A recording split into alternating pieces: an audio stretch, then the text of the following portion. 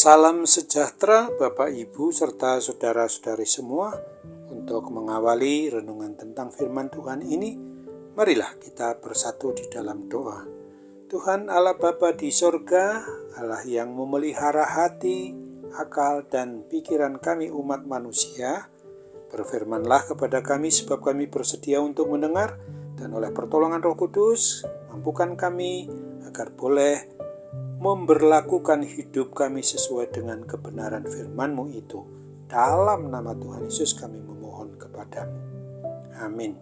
Sebagai nas renungan firman Tuhan pada hari ini diambil dari Galatia 5 ayat 24-25 yang berbunyi, Barang siapa menjadi milik Kristus Yesus, ia telah menyalibkan daging dengan segala hawa nafsu dan keinginannya. Jikalau kita hidup oleh Roh, baiklah hidup kita juga dipimpin oleh Roh. Sebagai tema yang diangkat dari nas renungan kita adalah hidup sebagai milik Kristus, mau hidup dipimpin oleh Roh Kudus. Di dalam kehidupan kita di muka bumi ini, kita selalu diperhadapmukakan pada dua jenis suara dalam hati sanubari kita, yaitu ada suara yang baik dan benar, serta suara yang sebaliknya dengan berbagai bumbu. Kalau mau mengikutinya, kita akan menemukan sukacita yang besar. Itulah suara Roh Kudus dan suara roh jahat yang bertentangan dengan Roh Kudus. Tinggal terserah kepada kita mau memilih suara yang mana yang harus kita ikuti.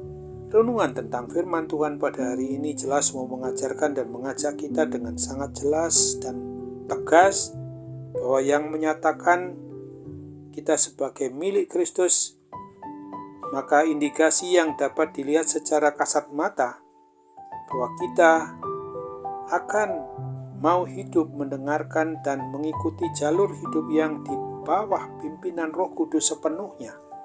Dengan demikian umat milik Kristus sudah tidak mau lagi untuk mendengarkan bujukan roh jahat atau kuasa kegelapan untuk hidup bersinggungan dengan dosa. Mereka ini akan selalu mohon Roh Kudus supaya terus bersuara dalam hati sanubarinya untuk mau mengajar, membimbing dan menguatkan umat Kristen untuk hidup kudus seturut dengan kebenaran firman Tuhan.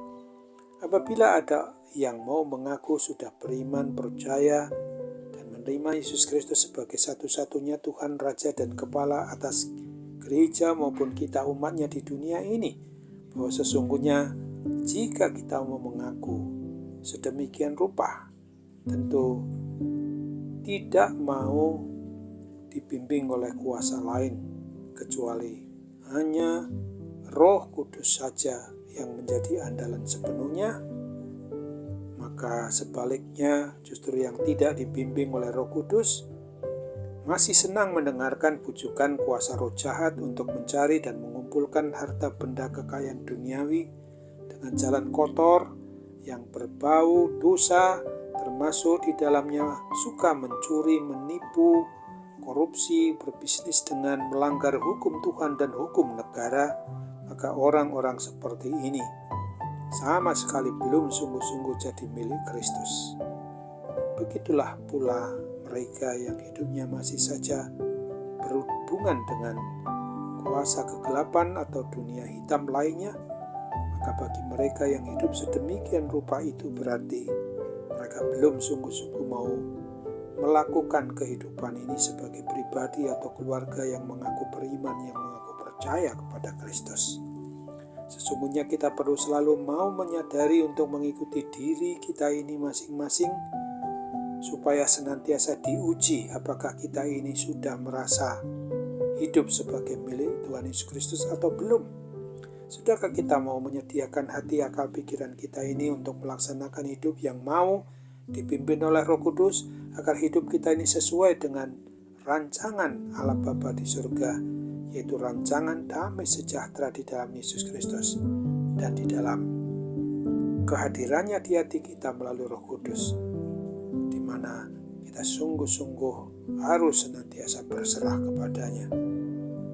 Kalau kita belum sungguh-sungguh mau bertobat, dan sungguh-sungguh memohon pertolongan Roh Kudus, mohon bimbingannya, mohon tuntunannya, maka pada saat kita boleh merenungkan firman Tuhan ini, kita harus bertobat dengan segala keterbukaan yang mendalam kepadanya, agar kita dimampukan berbuahkan buah yang baik, sebagaimana yang ditegaskan di dalam Galatia 5 ayat 22-23, ada 9 buah Roh Kudus itu, yaitu kasih, sukacita, damai sejahtera, kesabaran, kemurahan, kebaikan, kesetiaan, kelemah lembutan, penguasaan diri.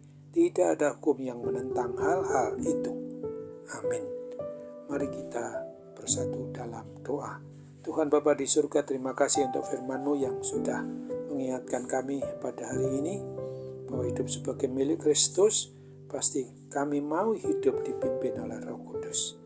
Itulah sebabnya ketika kami menyimpang ke kanan dan ke kiri dari jalan dan kebenaran dan hidup bersama Kristus yang memang sewajarnya kami tempuh, tolong kami ya Bapa, supaya kami sungguh-sungguh mampu melaksanakan apa yang Tuhan rancangkan dalam rancangan damai sejahtera-Mu itu. Sambut apalah doa dan harapan kami ini, dan kami percaya Tuhan akan memberi kepulihan dan kesembuhan ketika kami masih merasakan adanya kuasa sakit penyakit yang selalu mengganggu kami, yang selalu mau membuat kami ini berputus asa atau melakukan apa yang memang tidak berkenan di hati Tuhan. Oleh sebab itu, Roh Kudus kami mau andalkan sepenuhnya agar kami ini tetap berpegang kepada keinginan dan kehendak-Mu yang harus kami perlakukan sesuai dengan kebenaran firman-Mu itu sendiri. Di kala saat ini, kami juga boleh bersembah sujud untuk memohon pertolongan daripada-Mu. Jadilah kehendak-Mu, bukan menurut kehendak kami, di dalam doa permohonan kepada-Mu saat ini. Amin.